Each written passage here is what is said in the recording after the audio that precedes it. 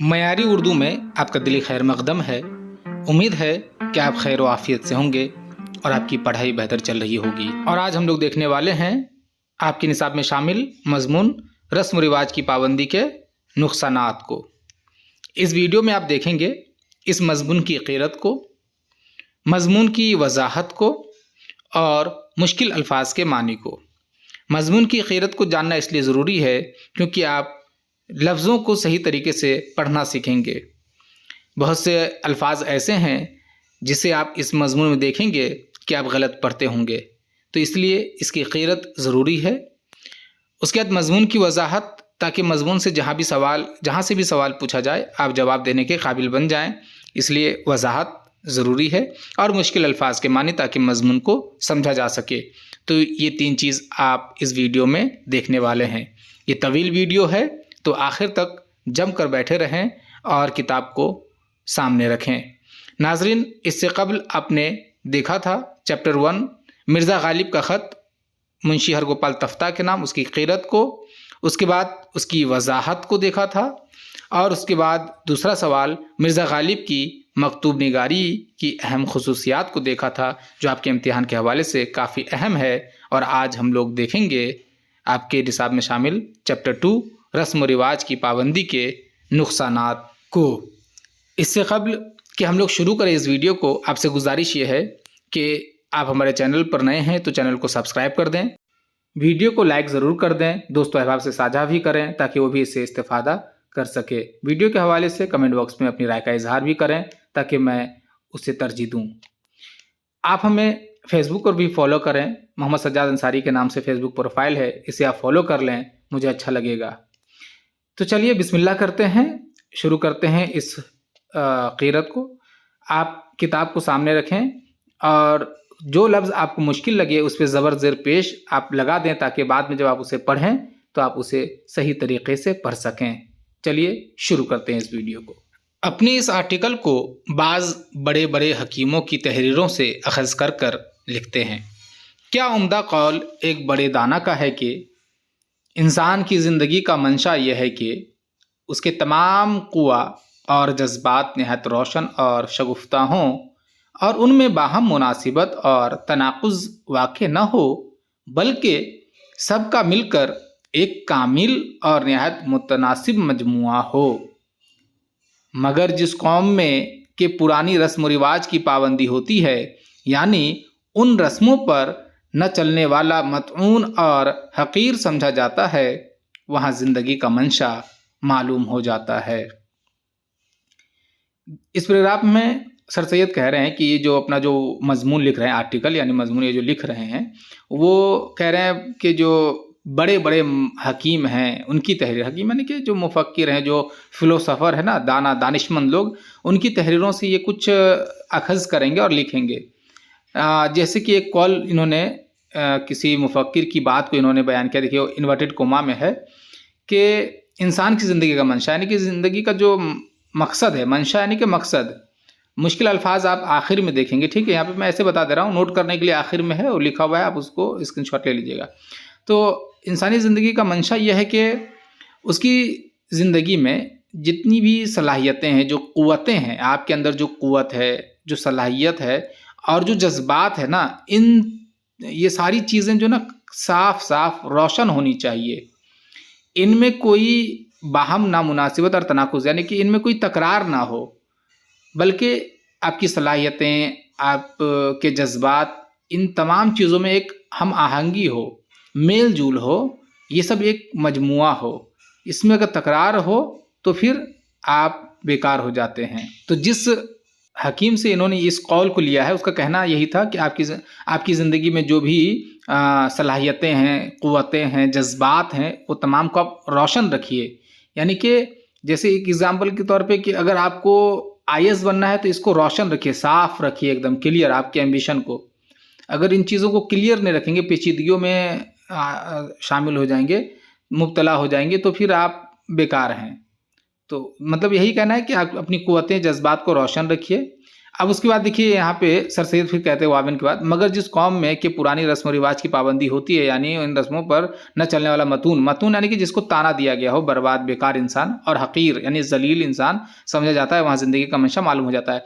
यानी कि ऐसे समाज में जहाँ पे अगर आप रस्म व रिवाज की पाबंदी नहीं करते हैं तो आपको बेकार कहा जाता है, जलील कहा जाता है, रुस्वा इंसान करार दे दिया जाता है। तो उस समाज में इंसानी ज़िंदगी का मंशा क्या होगा ये समझ में आ रहा है। यानी कि ऐसे समाज में जहाँ पे रस्म व रिवाज की पाबंदी लाजमी हो जाती है, ऐसे समाज में इंसानी ज़िंदगी का जो मकसद है वो फौत हो जाता है, वो ख़त्म हो जाता है, वहाँ इंसान तरक्की नहीं कर पाता है। इस पैराग्राफ में सर सैयद कहना चाहते हैं। ठीक है, अब आप आगे देखेंगे कि सर सैयद का क्या कहना है रस्म व रिवाज के हवाले से। जैसा कि इन्होंने टाइटल ही दिया है कि रस्म व रिवाज की पाबंदी के नुकसानात, इससे ही आप समझ जाएंगे कि अगर आप रस्म व रिवाज की पाबंदी करते हैं तो कैसे कैसे नुकसानात का आपको सामना करना पड़ सकता है। तो पहला ही जो पैराग्राफ है वो बहुत ही मानी खेज है कि अगर आप किसी ऐसे समाज में रह रहे हैं जहाँ पे रस्म रिवाज की पाबंदी है और लाजमी है, अगर आप पाबंदी ना करें तो आपको ताना दिया जाए, आपको बुरा भला कहा जाए, आपको बेकार समझा जाए, रुस्वा समझा जाए, तो ऐसे समाज में इंसानी ज़िंदगी का जो मकसद है, उनकी जो सलाहियतें हैं, जो जज्बात हैं, इन तमाम का खात्मा हो जाता है। उम्मीद है यहाँ तक समझ गए होंगे। उसके बाद लिखते हैं कि एक और बड़े दाना शख्स की राय का ये नतीजा है कि आज़ादी और अपनी खुशी पर चलना, जहाँ तक कि दूसरों को ज़रर ना पहुँचे, हर इंसान की खुशी और उसका हक है। बस जहाँ कहीं माशरत का कायदा जिसका कोई चलता है ख़ास उसकी खसलत पर मबनी नहीं है, बल्कि अगली रिवायतों पर या पुरानी रस्म व रिवाज पर मबनी है, तो वहाँ इंसानों की खुशहाली का एक बड़ा जुज़्व मौजूद नहीं है, और जो कि खुशहाली हर फ़र्द बशर की और नीज़ कुल की तरक्की का बहुत बड़ा जुज़्व है, तो उस मुल्क में जहाँ रस्मों की पाबंदी है, वो जुज़्व भी नापीद होता है। अब देखिए यहाँ पे भी एक ऊपर में किसी एक दाना शख्स के कौल को लिखा, अब नीचे में भी लिख रहा है। क्या कहना चाह रहे हैं इसमें, उन्होंने मफहूम को बयान किया है, उनके कौल को नहीं लिखा है। जैसे ऊपर में वावन में लिखा है ना, इसमें कौल को नहीं, यानी कि जिस इंसान से भी लिया है उनके कहने का मकसद यही था। क्या कहने का मकसद था वो देखिए अब, कि एक ऐसा समाज जहाँ पे समाज में इंसान को क्या होना चाहिए कि आज़ादना ज़िंदगी गुजारने का हक हासिल होना चाहिए, यानी कि अपनी मर्ज़ी से वो ज़िंदगी गुजार सके। लेकिन अपनी मर्ज़ी कहाँ तक, जहाँ तक किसी को कोई ज़रर ना पहुँचे, कोई ख़तरा ना हो। इसको इस तरह समझिए कि मान लीजिए आप कह रहे हैं कि मेरी मर्ज़ी है मैं जिस तरह जीऊँ, अब आपकी मर्ज़ी है किसी को कत्ल कर देना, तो ये तो फिर मुनासिब नहीं है ना। आपकी मर्ज़ी आपके हक तक हो, दूसरों के लिए ज़रर का सामान ना हो, तो बेहतर है। यानी हर इंसान अपनी मर्ज़ी के मुताबिक आज़ादना तौर पर ज़िंदगी गुजार सकता है, ये इंसान का बुनियादी हक है, इसमें कहा जा रहा है। लेकिन अगर ऐसा समाज जिसका जो कायदा हो, जो कानून हो, वो ये हो कि पुरानी रस्म व रिवाज पर आपको ज़िंदगी गुजारना हो, तो ये जो आज़ादी से ज़िंदगी गुजारने की जो खुशी है ना, उस समाज में ये खुशी ख़त्म हो जाती है, मर जाती है। चूँकि आज़ादना तौर पर ज़िंदगी गुजारना इंसान के लिए एक खुशी का सबब है, जिससे आपने, जैसे मान लीजिए आज हम आज़ाद हैं तो हमें बहुत मज़ा आता है ज़िंदगी गुजारने में। आपको इस आज़ादी की अहमियत का अंदाज़ा उस वक्त होगा जब आप अंग्रेज़ों के ज़माने में पैदा हुए होते, तो आपको पता चलता है कि आज़ादी क्या चीज़ है। तो यही कह रहे हैं यहाँ पे कि समाज में इंसान को आज़ादना तौर पर ज़िंदगी गुजारने का हक है, अपनी मर्ज़ी के मुताबिक ज़िंदगी गुजारने का हक है, अपनी बातों को रखने का हक है, अपने मुताबिक काम करने का हक है। लेकिन एक ऐसा समाज जहाँ पे इंसानों को आज़ादना तौर पर ना, बल्कि रस्म व रिवाज की ज़ंजीरों में बांध करके ज़िंदगी गुजारना पड़े, ऐसे समाज में ये खुशी, इंसानों की जो बुनियादी खुशी है, जो बुनियादी हक है, ये ख़त्म हो जाती है। उम्मीद है आप समझ गए होंगे कि सर सैयद ने दो बड़े बड़े हकीमों के कौल को समझाने की कोशिश की है, और दोनों में रस्म व रिवाज की पाबंदी के नुकसानात को इन्होंने बताया है। अब अगले स्लाइड को देखिए کسی شخص کی یہ رائے نہ ہوگی کہ آدمیوں کو بجز ایک دوسرے کی تقلید کے اور کچھ مطلق نہ کرنا چاہیے، اور نہ کوئی شخص یہ کہے گا کہ آدمیوں کو اپنی اوقات بصری کے طریقے اور اپنے کاروبار کی کارروائی میں اپنی خوشی اور اپنی رائے کے مطابق کوئی بھی نہ کرنی چاہیے۔ یعنی یہ ہے کہ کسی بھی شخص کی یہ رائے نہیں ہو سکتی ہے کہ سوائے دوسرے انسان کو فالو کرنے کے اس کو اور کچھ نہیں کرنا چاہیے۔ یعنی کہ میرا یہ نظریہ بالکل بھی نہیں ہو سکتا ہے کہ آپ سوائے میری باتوں کو ماننے اور مجھے فالو کرنے کے کچھ اور نہ کریں۔ ظاہر سی بات ہے، انسان اپنی زندگی کے کاروبار کو، کام کاج کو آگے بڑھاتا ہے، کام کرتا ہے، اپنی صلاحیتوں کو بڑھاتا ہے۔ تقلید ہی صرف ضروری نہیں ہے۔ اگر کوئی یہ سوچتا ہے کہ صرف تقلید کرے تو وہ غلط ہے۔ سیدھا طریقہ یہ ہے کہ آدمی کو اس کی جوانی میں اس طرح سے تعلیم ہونی چاہیے کہ اور لوگوں کے تجربوں سے جو نتیجے تحقیق ہو چکے ہیں ان کے فوائد سے مستفید ہو، یعنی فائدہ ہو، اور پھر جب اس کی عقل پختگی پر پہنچے تو خود ان کی بھلائی اور برائی کو جانچے۔ یعنی کہ دیکھیے، سر سید کا کہنا ہے کہ انسان کی تعلیم و تربیت ہونی چاہیے، جوانی سے پہلے جوانی تک جو ہے انسان کی تعلیم و تربیت بہتر ہو جانی چاہیے، تاکہ کسی بھی چیز کے حوالے سے وہ برائی اور اچھائی دونوں کو سمجھ سکے، تمیز کر سکے، اور دونوں کو جانچنے پرکھنے کے بعد اس چیز پر عمل کرے، اسے فالو کرے، اس کی تقلید کرے۔ اندھا دھند جو ہے وہ کسی چیز کی تقلید نہ کرے۔ تو کسی بھی چیز کی تقلید، کسی بھی انسان کی تقلید یا کسی بھی رسم و رواج سے بچنے کے لیے ضروری ہے کہ تعلیم حاصل ہو۔ جب آپ تعلیم حاصل کریں گے، آپ کے اندر میں صحیح اور غلط کے کو فرق کرنے کا ہنر آ جائے گا، تب جا کر کے آپ جو ہے بچ پائیں گے ان چیزوں سے۔ تو تعلیم ضروری ہے، تب جا کے آپ بیجا تقلید سے بچیں گے۔ بے سوچے اور بے سمجھے رسومات کی پابندی کرنے سے گو وہ رسمیں اچھی ہی کیوں نہ ہوں، آدمی کی ان صفتوں کی ترقی اور شگفتگی نہیں ہوتی جو خدا تعالیٰ نے ہر آدمی کو جدا جدا عنایت کی ہیں۔ کہہ رہے ہیں کہ اگر آپ بنا سوچے سمجھے کسی بھی رسم و رواج کی اگر تقلید کر رہے ہیں، فالو کر رہے ہیں، عمل کر رہے ہیں، تو اگر وہ رسم و رواج اگر بہتر بھی ہے نا، تو آپ کے لیے وہ بہتر نہیں ہے۔ اگر آپ بنا سوچے، اگر آپ کسی بھی رسم و رواج کی تقلید کر رہے ہیں، مان رہے ہیں، تو آپ پہلے جانیے کہ اس رسم و رواج کی کیا اہمیت ہے، کیا تاریخ ہے، واقعی میں وہ بہتر ہے کہ نہیں، آپ کے لیے کیا اثرات مرتب کر رہے ہیں۔ تو ان چیزوں کو جانچنا، اس کے بعد اس کو کرنا چاہیے۔ اگر کوئی انسان سیدھا اندھا دھند اگر کسی بھی چیز کو فالو کر رہا ہے، تو اللہ تعالیٰ نے انسان کے اندر میں جو صلاحیتیں دی ہیں، جو خدا داد صلاحیتیں ہیں، وہ صلاحیتیں ختم ہو جاتی ہیں اپنے آپ، کیونکہ آپ اپنے سے کچھ نہیں کر رہے ہیں۔ آپ کو آپ کے بزرگوں نے، آپ کے آبا و اجداد نے جن چیزوں کو دیا، آپ اسی کو فالو کر رہے ہیں، تو اس سے کیا ہو جاتا ہے کہ صلاحیتیں گم ہو جاتی ہیں۔ تو وہی کہہ رہے ہیں، ان قوتوں کا برتاؤ جو کسی چیز کی بھلائی برائی دریافت کرنے اور کسی بات پر رائے دینے اور دو باتوں میں امتیاز کرنے اور عقل و فہم کو تیز رکھنے، بلکہ اخلاقی باتوں کی بھلائی اور برائی تجویز کرنے میں مستعمل ہوتی ہیں، صرف ایسی ہی صورت میں ممکن ہے جبکہ ہم کو ہر بات کے پسند یا ناپسند کرنے کا اختیار حاصل ہو۔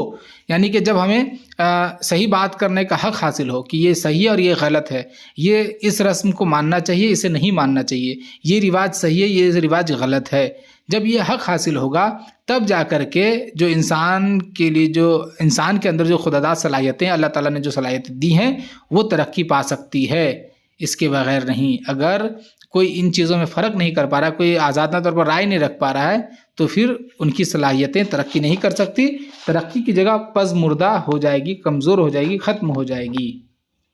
امید ہے یہاں تک آپ سمجھے ہوں گے۔ اگلے سلائیڈ کو دیکھیے۔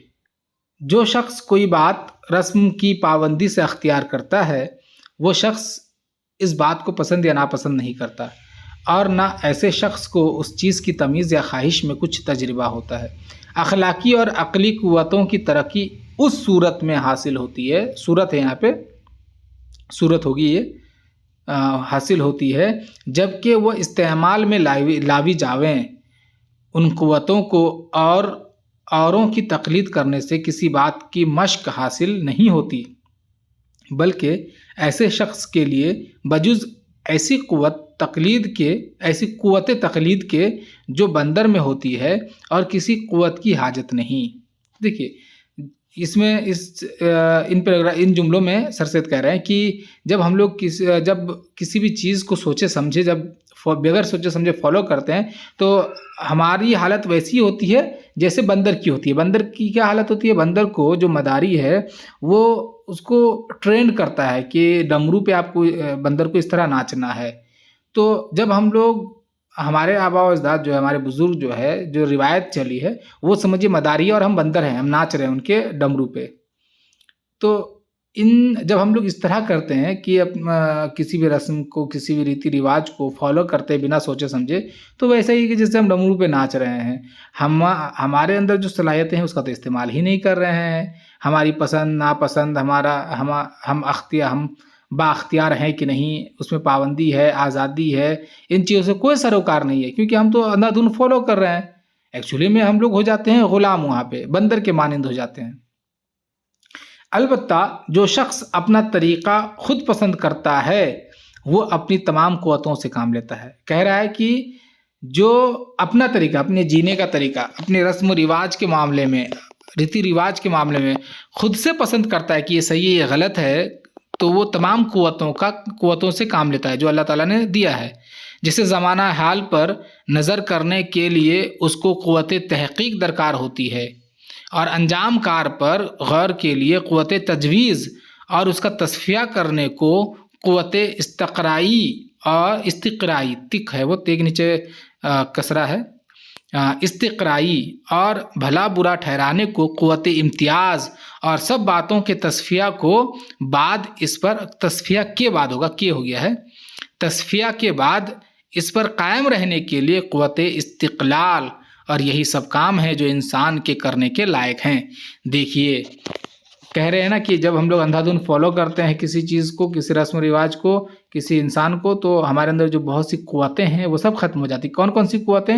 دیکھیے کیا کہہ رہے ہیں یہاں سے کہ زمانہ حال پر نظر کرنے کے لیے، یعنی کہ جو ہم لوگ جس زمانے میں جی رہے ہیں، ابھی جو وقت ہے، اس وقت میں کیا حال ہے انسانوں کا، کس طرح کا معاملہ چل رہا ہے، تہذیب و تمدن کا کیا حال ہے، ان تمام چیزوں پر غائر نظر کے لیے کیا چاہیے؟ قوت تحقیق چاہیے، تحقیق کرنے کی قوت چاہیے، ٹھیک ہے۔ انجام کار پر غور کے لیے کہ کسی بھی کام کا انجام کیا ہوگا، آج جو آپ پڑھائی کر رہے ہیں اس کا انجام کیا ہوگا، اس کے لیے قوت تجویز چاہیے، ٹھیک ہے، تجویز کی قوت۔ اس کا تصفیہ کرنے کو قوت استقرائی کہتے ہیں، کہ تصفیہ یعنی کہ اصلاح کرنے کے لیے یا صفائی اپنے اندر جو ہے نا، بولتے نا کہ تصفیہ نفس، کہ نفس کی صفائی کے لیے یا اصلاح کے لیے قوت استقرائی چاہیے، ٹھیک ہے، قوت استقرائی۔ اور قوت استقرائی یعنی کہ ثابت قدم ہونے کے لیے، اصلاح کرنے کے لیے ثابت قدم ہونا ضروری ہے، تو یہ قوت ضروری ہے۔ اور بھلا برا ٹھہرانے کے لیے، یعنی کوئی چیز غلط ہے، کوئی چیز صحیح ہے، اس کے لیے قوت امتیاز چاہیے، یعنی کہ فرق کرنے کی طاقت۔ ہمارے اندر یہ فرق کرنے کی طاقت ہے کہ اگر کوئی شخص نماز پڑھ رہا ہے تو وہ صحیح کر رہا ہے، اور کوئی شخص اگر کسی کو قتل کر رہا ہے تو غلط کر رہا ہے، تو قوت امتیاز ہے ہمارے اندر، تو یہ ہے۔ اور سب باتوں کے تصفیہ کے بعد اس پر قائم رہنے کے لیے قوت استقلال، یعنی کہ جب ہم تمام باتوں کو کر لیتے ہیں اس پر اگر قائم رہنا ہو کسی چیز پر، تو اس کے لیے قوت استقلال چاہیے، ثابت قدمی چاہیے، یعنی کہ ثابت قدمی۔ اچھا، استقرائی کے معنی ہے تلاش، ہے نا، ٹھیک ہے، تصفیہ کرنے کو قوت استقرائی یعنی کہ تلاش و تفحص کرنے کی طاقت، ٹھیک ہے، اور استقلال کے معنی ہے ثابت قدمی، ٹھیک۔ تو جب ہم تمام چیزوں کو کر لیتے ہیں، اس کے بعد اگر ہم کوئی رائے قائم کر لیتے ہیں تو اس رائے پر قائم بھی رہنا پڑتا ہے نا، تو قائم رہنے کے لیے قوت استقلال چاہیے۔ آپ نے ڈرامہ ایک تھا جب پڑھا تھا، ایک نوجوان لیڈر جاتا ہے یہ نوجوانوں کی پریشانیوں کو لے کر کے، اس کے بعد جو ہے اس سے وہ آواز بلند کرتا ہے، اسے راجہ خرید لیتا ہے، وہ بک جاتا ہے، تو وہ اپنی رائے پر قائم نہیں رہ پایا، کیوں؟ وہ اس کے اندر قوت استقلال نہیں ہے۔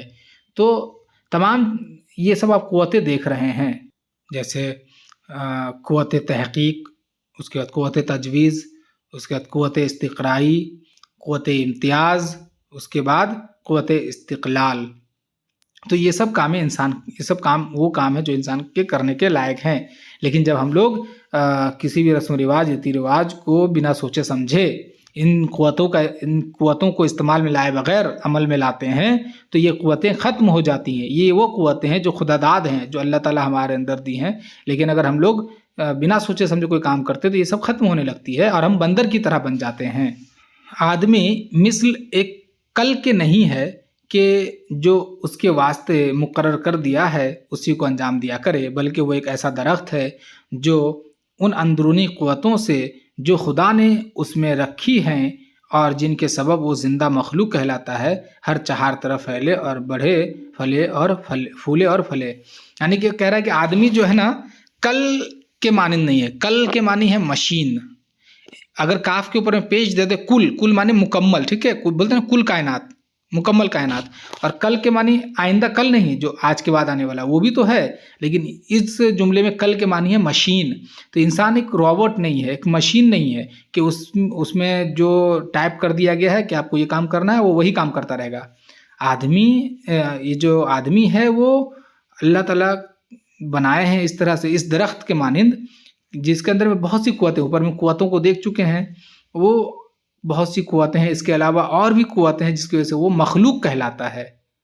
वो फलता है, फूलता है, तरक्की करता है, ना कि मशीन की तरह जिस तरह बना दिया गया वो उसी तरह रहता है। तो अगले पैराग्राफ को देखिए। अब मैं इसलिए मुख्तसर में समझा रहा हूँ क्योंकि ये बहुत तवील मजमून है और आप देखेंगे कि वीडियो बहुत तवील हो जाएगी।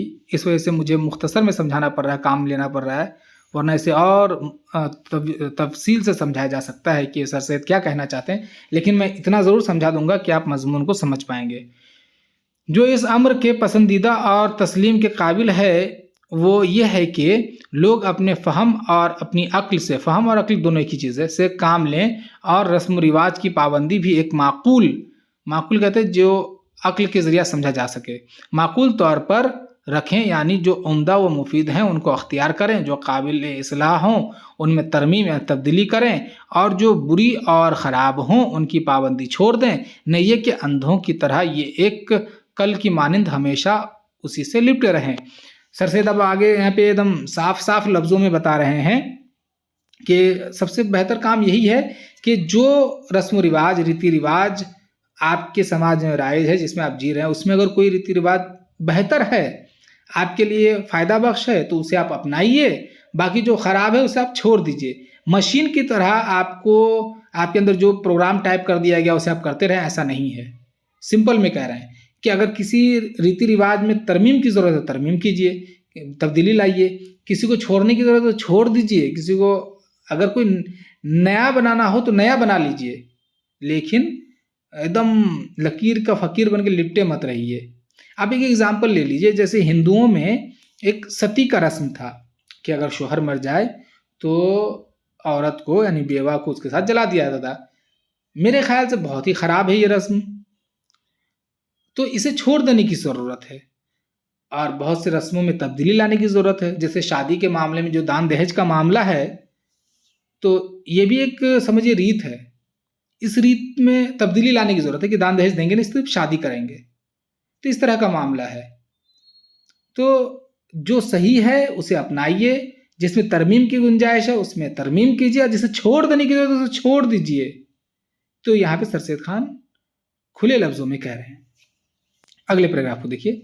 ये बात ख्याल की जाती है कि रसूमात की पाबंदी न करने से आदमी ख़राब कामों और बुरी बातों में मुब्तला हो जाता है, मगर ये बात सही नहीं है। इसलिए कि इंसान की ज़ात में जैसे कि ख़राब काम करने की क़ुव्वतें और जज्बे हैं, वैसे ही उनके रोकने की क़ुव्वतें और जज्बे भी हैं। मसलन ईमान या नेकी जो हर इंसान के दिल में है, बस ख़राब काम होने का ये बाइस नहीं कि उसने रसूमात की पाबंदी नहीं की, बल्कि बाइस है कि उसने एक किस्म की क़ुव्वतों और जज्बों को शगुफ्ता और शादाब और कुआ किया है, और दूसरी किस्म की क़ुव्वतों और जज्बों को पशमुर्दा और ज़ईफ़ कर दिया है। देखिए, पजमुर्दा कहते हैं कमज़ोर करने को, ज़ईफ़ माने भी कमज़ोर है, कुआ माने ताकतवर, शादाब माने आबाद करना, शगुफ्ता माने तरोताज़ा, बाइस के माने वजह, اور کچھ ہے اس میں سمجھانے کا، اور تو اس میں نہیں ہے. ٹھیک ہے. اب دیکھیے یہاں پہ کہہ رہے ہیں کہ کچھ لوگوں کا یہ خیال ہے کہ کچھ لوگ جو ہے جو رسم و رواج کی پابندی نہیں کرتے ہیں، رسم و رواج نہیں مانتے ہیں، وہ لوگ بری باتوں اور برے کاموں میں ملوث ہو جاتے ہیں. بالکل غلط ہے. یہ جو لوگ ریتی رواج کو مانتے ہیں، فالو کرتے ہیں، رسم و رواج کو مانتے ہیں، وہ بھی غلط کام کرتے ہیں. ضرور نہیں کہ وہ صحیح ہو. ہاں، سر سید احمد خان یہ ضرور کہہ رہے ہیں کہ انسان کے اندر میں اگر غلط کرنے کی قوتیں ہیں تو صحیح کرنے کی بھی قوتیں ہیں. مثال کے طور پر اگر آپ قتل کرنا چاہتے ہیں تو آپ کے اندر ایک قوت ہے کہ آپ اپنے آپ کو روک سکیں، کنٹرول کر سکیں. کنٹرول، ضبط کرنے کی قوت ضبط بھی ہے ہمارے اندر میں. اللہ تعالیٰ نے ہمارے اندر قوت ضبط بھی دی ہے. تو جو انسان غلط کرتے ہیں انہوں نے کیا ہوا کہ وہ قوتیں جو غلط کام کرنے کے لیے ہمارے اندر، ان کو ترقی دیا ہے، اور وہ قوتیں جو ہمارے اندر نیکی کرنے کے لیے، ان کو انہوں نے ختم کر دیا ہے، ضعیف کر دیا ہے، کمزور کر دیا ہے.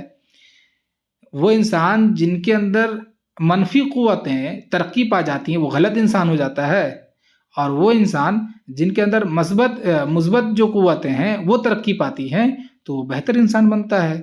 یہ ہمارے اندر ہے کہ ہم کس طرح کی قوتوں کو ترقی دیتے ہیں. اچھا کام کرتے ہیں تو اچھی جو قوتیں ہیں وہ ترقی پاتی ہیں، غلط کرتے تو غلط. تو یہ ہمارے اندر میں، اس کا تعلق رسم و رواج کی پابندی سے نہیں ہے. اگر ہم دیکھیں گے، آپ بہت دیندار آدمی بھی کبھی کبھی دیکھیں گے کہ گناہوں میں ملوث ہوتا ہے، غلط کام میں، اور کبھی کبھی دیکھیں گے کہ بہت خراب آدمی بھی صحیح کام کر لیتا ہے. رسم و رواج سے اس کا کوئی تعلق نہیں ہے. اسی بات کو یہاں پہ سر سید احمد خان کہتے ہیں. چلیے اگلے پیراگراف کو دیکھتے ہیں. اگر رسومات کی پابندی نہ رکھنے کے ساتھ انسان کا ایمان ضعیف نہ ہو، یا وہ دلی نیکی جو ہر انسان کے دل میں ہے پزمردہ نہ ہو، تو بجز عمدہ اور پسندیدہ باتوں کے اور کسی بات کا ارتکاب نہ ہو. کہہ رہے ہیں کہ اگر کوئی رسومات کی پابندی نہیں کرتا ہے، کوئی رسم و رواج کو نہیں مانتا ہے، لیکن ایمان جو ہے ان کا مضبوط ہے، تو وہ اور کسی غلط کام کرنے کا مرتکب نہیں ہوگا. کوئی غلط کام وہ نہیں کرے گا. ٹھیک ہے. ہمارے زمانے میں ہر شخص اعلیٰ سے لے کر ادنا تک رسم و رواج کا ایسا پابند ہے جیسا کوئی شخص ایک بڑے زبردست حاکم کے نیچے اپنی زندگی بسر کرتا ہو. یعنی کہ سر سید احمد خان کے زمانے میں ہر کوئی جو ہے بہت اچھے انسان سے لے کے بہت خراب تک، بہت امیر سے لے کے بہت غریب تک، مطلب ہر اعلیٰ ادنا جو ہے مطلب رسم و رواج سے لپٹا ہوا ہے. اس طرح سے جیسے رسم و رواج جو ہے بادشاہ ہے اور لوگ جو ہے رعایا. کوئی شخص یا کوئی خاندان اپنے دل سے یہ بات نہیں پوچھتا کہ ہم کو کیا کرنا چاہیے اور ہمارے مناسب یا ہماری پسند اور ہماری پسند کے لائق کیا بات ہے، یا جو عمدہ صفتیں مجھ میں ہیں ان کا ظہور نہایت عمدگی سے کس طرح ممکن ہے، اور کون سی بات ان کی ترقی اور شگفتگی کے معاون ہے. بلکہ وہ اپنے دل سے یہ پوچھتے ہیں کہ میری حالت اور رتبہ اور مقدور کے آدمی کس رسم و رواج کے مطابق کام کرتے ہیں، اور اگر کوئی اس سے بھی زیادہ بیوقوف ہوا تو وہ اپنے دل سے اس سے بھی زیادہ بدتر سوال کرتا ہے اور یوں پوچھتا ہے کہ جو لوگ مجھ سے برتر ہیں اور رتبہ اور مقدور میں زیادہ ہیں وہ کن رسموں کو بجا لاتے ہیں، تاکہ یہ شخص بھی ویسا ہی کر انہی کسی شان میں شامل ہو. سر سید کہہ رہے ہیں کہ ان کے زمانے میں لوگ جو ہے ہر قسم کے لوگ جو ہے رسومات سے لپٹے ہوئے ہیں. کوئی انسان، کوئی خاندان، ٹھیک ہے، اپنے دل سے یہ نہیں پوچھتا، یہ سوال نہیں کرتا ہے کہ ہمارے لیے کون سا کام بہتر ہے، کون سا رسم بہتر ہے، ہمارے اندر جو خداداد صلاحیتیں ہیں، جو قوتیں ہیں، ان کو کس طرح سے ظاہر کر سکتے ہیں عمدہ طریقے سے. یہ بات نہیں، یہ سوال خود سے کوئی نہیں کرتا ہے، بلکہ کیا سوال کرتا ہے کہ میرے رتبے کا جو انسان ہے دوسرا، وہ کن رسموں کو مانتا ہے، وہ کن ریتی رواج کو فالو کرتا ہے، ہم بھی اس طرح کریں گے. یا اگر کوئی اس سے زیادہ بیوقوف ہے تو وہ یہ سوال پوچھتا ہے کہ ہم سے جو اوپر ہے، جو ہم سے زیادہ امیر ہے، جو ہم سے زیادہ خاندانی ہے، ان کے یہاں کیسے کیسے ریتی رواج ہیں، تاکہ ہم بھی اس کو فالو کریں اور ہم ان کے مطابق بن جائیں، ان کے جیسا بن جائیں. تو سر سید کہتے ہیں کہ سوال انسان کو یہ کرنا چاہیے تھا کہ ہماری ترقی کے لیے کون سا بہتر کام ہے، لیکن سوال ہم یہ کرتے ہیں کہ ہمارے جیسے لوگ یا ہم سے بہتر لوگ کیا کر رہے ہیں. دونوں میں فرق ہے. ہمیں اپنی ترقی کے لیے ہم سے سوال کرنا ہے کہ ہم کون سا کام اور بہتر کر سکتے ہیں کہ اپنی صلاحیتوں کو بہتر کر سکیں اور ظاہر کر سکیں. لیکن ایسا نہیں کیا جاتا ہے، اور آج بھی ظاہر سی بات ہے ایسا ہی ہو رہا ہے کہ لوگ ایک دوسرے کو فالو کرتے ہیں. جو جس سے زیادہ امیر ہے اس کو فالو کرتے ہیں. سلمان خان اگر پھٹا ہوا جینس پہن لے تو ہر کوئی پہنے گا. یہی معاملہ چل رہا ہے. باقی ریتی رواج میں بھی ایسا ہی ہے.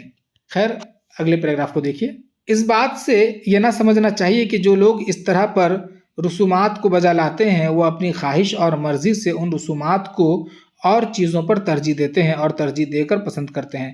نہیں، بلکہ حقیقت یہ ہے کہ ان لوگوں کو بجز ایسی بات کے جو رسمی ہوتی ہیں اور کسی بات کی خواہش کرنے کا موقع یا اتفاق نہیں ہوتا، اور اس لیے طبیعت خود متحمل اور مطیع رسموں کی پابندی کی ہو جاتی ہے.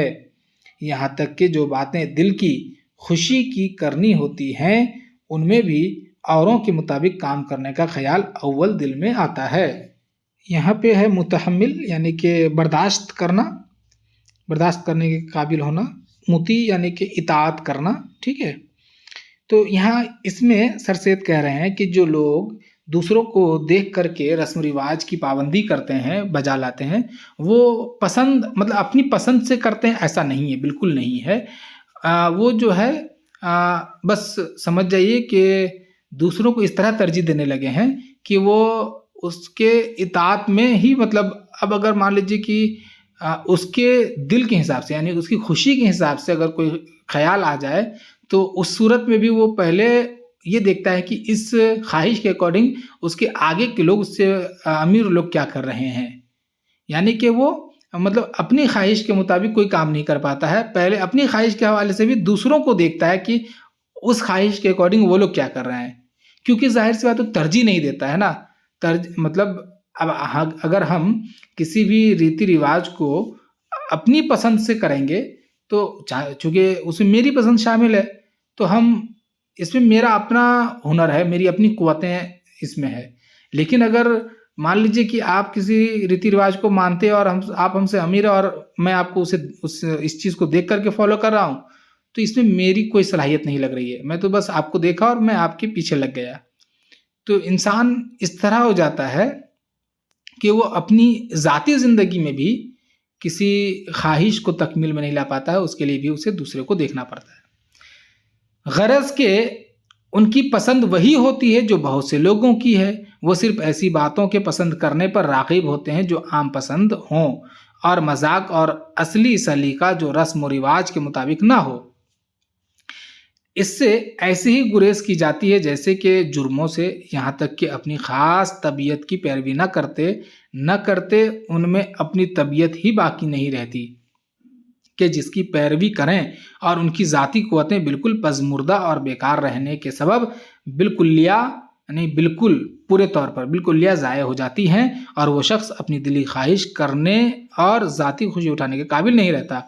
یعنی کہ جو شخص ایسا کرتا ہے، اس طرح سے رسم و رواج کو بجا لاتا ہے کہ اس کے رتبے، اس کے مقام کے لوگ یا اس سے اعلیٰ لوگ کیا کرتے ہیں، تو وہ انسان بالکل ایسا ہو جاتا ہے جیسے وہ ان کی اپنی جو طبیعت ہے وہ باقی نہیں رہتی ہے، ان کے اندر جو قوتیں ہیں وہ ختم ہو جاتی ہیں پوری طرح سے، اور وہ انسان اپنی خوشی کو بھی اٹھا لانے کے قابل نہیں رہ پاتا ہے. سمپل میں جان جائیے. تو ہمیں بنا سوچے سمجھے نہیں کسی چیز کو فالو کرنا چاہیے، ہمارے اندر جو قوتیں ہیں اس کا استعمال کرنا چاہیے. ٹھیک ہے، ورنہ انسان کیا ہوتا ہے کہ وہ نہ ہی خود کا رہ پاتا ہے نہ ہی اس کا بن پاتا ہے، ختم ہو جاتا ہے، بیکار ہو جاتا ہے. اگلے پیراگراف کو دیکھیے. نہیں رہتے اور عموماً ایسی تبازات رائیں یا خیالات نہیں رکھتے جو خاص ان کی اصلی خوشی سے مخصوص ہوں. اب غور کرنا چاہیے کہ انسان کی ایسی حالت پسندیدہ ہو سکتی ہے یا نہیں، یعنی کہ ایسی حالت کہ وہ خود رائے بھی نہ دے سکے، خود اپنی خواہش بھی پورا نہ کر سکے، خود اپنے حوالے سے کچھ نہ سوچ سکے، تو پھر ایسی جو حالت ہے وہ پسندیدہ ہو سکتی ہے یا نہیں، اس کے حوالے سے سوچنا چاہیے ہمیں.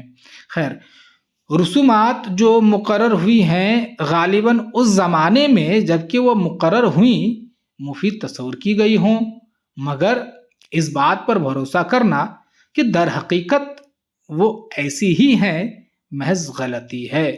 ممکن ہے کہ جن لوگوں نے ان کو مقرر کیا ان کی رائے میں غلطی ہو، ان کا تجربہ صحیح نہ ہو، یا ان کا تجربہ نہایت محدود اور صرف چند اشخاص سے متعلق ہو، یا اس تجربہ کا حال صحیح بیان ہوا ہو، یا وہ رسم اس وقت اور اس زمانے میں مفید ہو، یا وہ رسم جن حالات پر قائم کی گئی تھی کسی شخص کی وہ حالت نہ ہو.